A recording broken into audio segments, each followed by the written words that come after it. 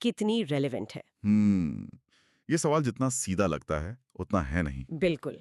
क्या ये सिर्फ किताबों और सरकारी फाइलों की भाषा रह गई है या सच में देश की धड़कन है? और इसी को समझने के लिए हमारे पास एक बहुत अच्छा सोर्स है। हाँ, साहित्यकार अजामिल का एक लेख हम्म, जिसका शीर्षक है भारत में कितनी प्रासंगिक है हिंदी। हाँ, और हम आज इसी की परतें खोलने की कोशिश करेंगे। बिल्कुल। तो चलिए एक ऐसे फैक्ट से शुरू करते हैं जिसने मुझे सच में चौंका दिया। लेख कहता है कि इंटरनेट पर हिंदी में कंटेंट देखने सुनने वाले लोग अंग्रेजी वालों से कहीं ज्यादा तेजी से बढ़ रहे हैं। हाँ, ये तो बहुत बड़ा शिफ्ट है। ये एक साइलेंट रेवोल्यूशन है अगर आप देखें तो। हम्म। और ये हमें सीधे हमारे पहले पॉइंट पर लाता है, हिंदी का जमीनी सच, यानी नंबर्स की कहानी। अच्छा, क्या ये सिर्फ हिंदी बेल्ट कहे जाने वाले राज्यों जैसे यूपी, बिहार, एमपी तक ही सीमित है? क्योंकि अक्सर तो यही माना जाता है। यहीं पर लेख एक बहुत दिलचस्प बात बताता है क्या? कि ये सिर्फ हिंदी बेल्ट की कहानी नहीं है। महाराष्ट्र, गुजरात, पश्चिम बंगाल और यहाँ तक कि कर्नाटक और तमिलनाडु जैसे राज्यों में भी हिंदी समझने और बोलने वालों की संख्या तेजी से बढ़ी है। अच्छा, और इसकी वजह सिर्फ माइग्रेशन नहीं है, जैसा कि ज्यादातर लोग सोचते हैं। तो फिर और क्या वजह है? व्यापार, मीडिया लेख इसे एक बहुत अच्छे तरीके से समझाता है। हम्म। वो कहता है कि हिंदी अब सिर्फ एक भाषा नहीं रही, हम्म। ये एक व्यावहारिक कौशल या प्रैक्टिकल स्किल बन गई है। प्रैक्टिकल स्किल मतलब? सफलता के लिए एक जरूरी टूल है। जी। लेकिन क्या ये बात थोड़ी बढ़ा चढ़ाकर कही गई है? हम्म। क्या तमिलनाडु या केरल के एक छोटे से गांव में भी इसकी उतनी ही जरूरत है? बहुत अच्छा सवाल है। और लेख ये नहीं कहता कि ये हर गांव की सच्चाई है। ओके।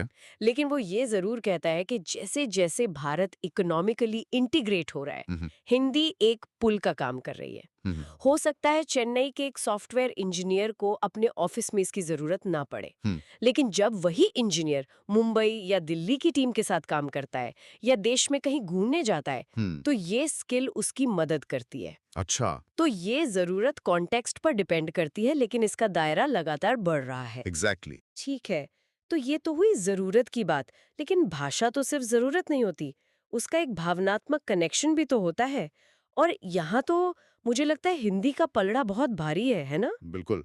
कबीर से लेकर प्रेमचंद तक की विरासत जो है, और लेख में एक बहुत खूबसूरत शब्द इस्तेमाल किया गया है, हिंदी साहित्य की लोक धर्मी संवेदना। लोक धर्मी संवेदना, ये सुनने में थोड़ा भारी शब्द लगता है, इसका मतलब क्या हुआ? इसका इसका सीधा सा मतलब है कि ये साहित्य एसी कमरों में बैठकर नहीं लिखा गया। अच्छा। ये आम लोगों के जीवन से जुड़ा है।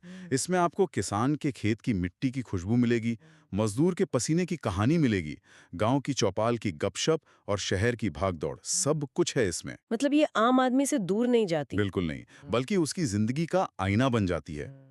इसीलिए तो कबीर आज भी टी शर्ट्स पर छापे जाते हैं और प्रेमचंद की कहानियां आज भी रेलेवेंट लगती हैं। और इस भावनात्मक जुड़ाव को घर घर तक पहुंचाने का काम शायद बॉलीवुड ने सबसे ज्यादा किया है। बिना किसी शक के बॉलीवुड हिंदी का सबसे बड़ा कल्चरल एम्बेसडर है। हम्म। लेख में इस बात पर जोर दिया गया है कि सिनेमा ने हिंदी को सिर्फ भारत में ही नहीं बल्कि दुनिया भर में पहुंचाया है। हाँ, ये तो है। अफ्रीका के किसी देश में कोई कल हो ना हो का गाना गा रहा है, या रूस में कोई राज कपूर को याद कर रहा है। ये सिर्फ मनोरंजन नहीं है। ये एक डीप इमोशनल कनेक्ट है। बिल्कुल। लेकिन क्या ये जुड़ाव हमेशा सकारात्मक होता है?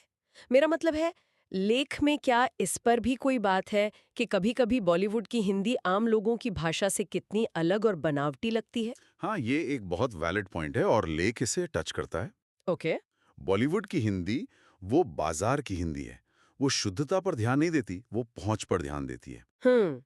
लेकिन लेख का तर्क ये है कि इसी लचीलेपन ने, इसी फ्लेक्सिबिलिटी ने हिंदी को जिंदा रखा है। अच्छा। और आज तो ये सिर्फ बॉलीवुड तक सीमित भी नहीं है। सही बात है। आज के दौर में YouTube channel, podcast, stand up comedian, ये सब हिंदी को एक नया मॉडर्न और कूल रूप दे रहे हैं। हाँ, जाकिर खान या भुवन बाम जिस हिंदी का इस्तेमाल करते हैं, बिल्कुल। वो युवाओं की भाषा है। बिल्कुल। वो पाठ्य पुस्तकों की भारी भरकम हिंदी नहीं है। ठीक है, तो हमने देखा कि संस्कृति और सिनेमा के जरिए हिंदी लोगों से इमोशनल तौर पर जुड़ती है। लेकिन क्या यही जुड़ाव सरकारी कामकाज में भी दिखता है? क्योंकि वहां तो भाषा का मामला बहुत सेंसिटिव हो जाता है। सही कहा आपने।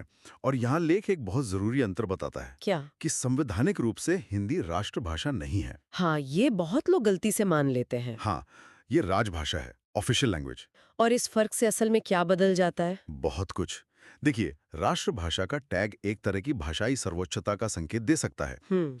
जबकि राजभाषा का मतलब है कि ये प्रशासन की सुविधा के लिए है। अच्छा। भारत जैसे देश में जहां इतनी सारी भाषाएं हैं, वहां सरकार और नागरिकों के बीच संवाद के लिए कॉमन लैंग्वेज तो चाहिए। सही बात है। लेख के अनुसार हिंदी उस पुल का काम करती है। इसे किसी भाषा को दबाने के टूल की तरह नहीं, बल्कि एक फैसिलिटेटर की तरह देखा जाना चाहिए। चलिए अब उस हिस्से पर आते हैं जहां, जैसा लेख कहता है, 21वीं सदी का असली एक्शन हो रहा है, डिजिटल दुनिया। हाँ, यहाँ तो हिंदी ने कमाल ही कर दिया है। बिल्कुल। ये सबसे बड़ा गेम चेंजर है। लेख बताता है कि जब भारत में स्मार्टफोन और सस्ता डेटा आया, तो करोड़ों नए लोग पहली बार इंटरनेट से जुड़े। और ये वो लोग थे जो छोटे शहरों और गांवों से थे। हाँ, और जिनकी भाषा अंग्रेजी नहीं थी, वो अपनी भाषा में कंटेंट चाहते थे, अपनी भाषा में बात करना चाहते थे। और मार्केट ने इस डिमांड को तुरंत पहचान लिया। तेजी से पहचाना। आज आप देखिए, हिंदी अखबारों का जो कुल सर्कुलेशन है, वो अंग्रेजी अखबारों से कहीं ज्यादा है। अच्छा। न्यूज वेबसाइट से लेकर एंटरटेनमेंट पोर्टल्स तक हर जगह हिंदी कंटेंट की बाढ़ है। लेकिन इससे भी गहरी बात हो रही है ना? हाँ, सोचिए, पहले ऑनलाइन शॉपिंग करने या नेट बैंकिंग इस्तेमाल करने के लिए अंग्रेजी जानना लगभग जरूरी था। बिल्कुल। आज एक किसान अपने फोन पर अपनी भाषा में मौसम का हाल देख सकता है, बीज ऑर्डर कर सकता है और पैसे भी ट्रांसफर कर सकता है।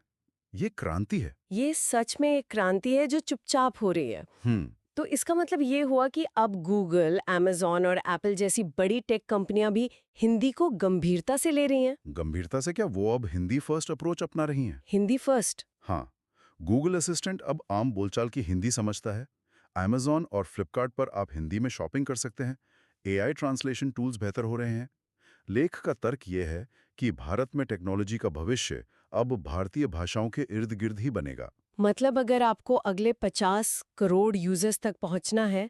तो आप हिंदी और दूसरी भारतीय भाषाओं को अनदेखा कर ही नहीं सकते। ये सब सुनने में तो बहुत अच्छा लगता है। मतलब हिंदी का दायरा बढ़ रहा है, वो लोगों को जोड़ रही है, डिजिटल दुनिया में छा रही है। लेकिन क्या सब कुछ इतना ही रोजी है? यहीं पर हमारा वो शुरुआती सवाल वापस आता है, क्या हिंदी हमेशा जोड़ती ही है? सही। और लेख इस मामले में बहुत संतुलित है। वो सिक्के का दूसरा पहलू भी दिखाता है। जैसे कि? सबसे पहली और बड़ी चुनौती है ज्ञान की भाषा। अच्छा। आज भी साइंस, टेक्नोलॉजी, मेडिसिन और उच्च शिक्षा के क्षेत्र में अंग्रेजी का दबदबा है। हाँ, ये तो है। अच्छी रिसर्च या ग्लोबल बिजनेस के लिए अंग्रेजी अब भी जरूरी मानी जाती है।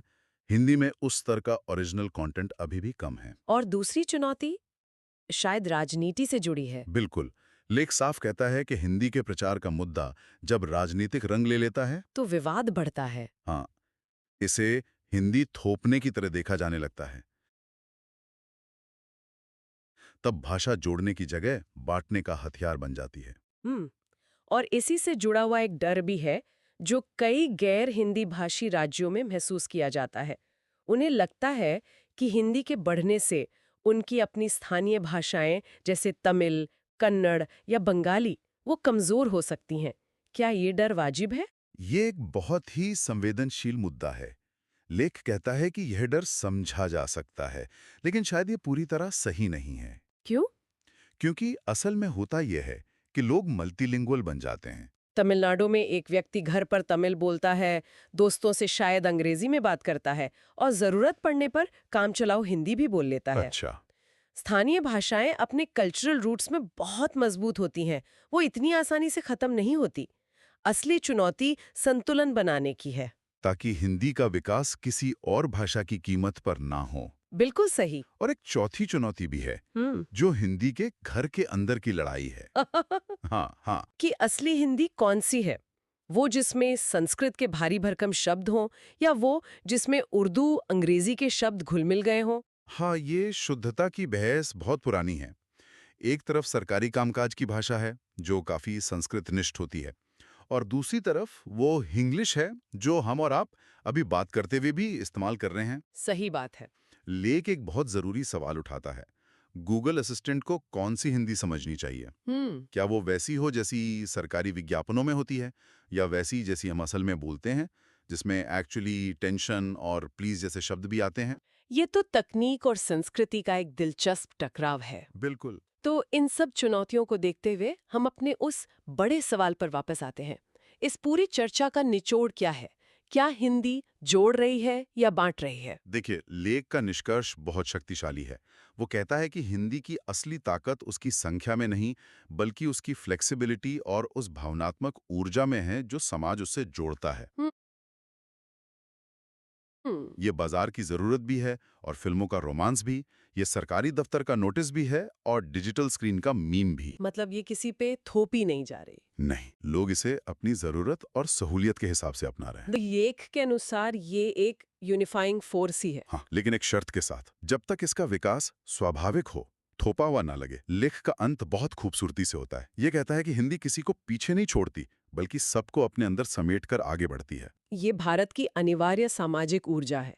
जैसा कि अजामिल लिखते हैं, दुनिया बदल रही है पर हिंदी की प्रासंगिकता आज भी उतनी ही गहरी है, क्योंकि ये भारत की आत्मा से संवाद करती है। और ये चर्चा हमारे श्रोताओं के लिए एक सवाल छोड़ जाती है। हाँ। लेख में हिंदी के शुद्ध और बोलचाल के रूपों की बहस का जिक्र है।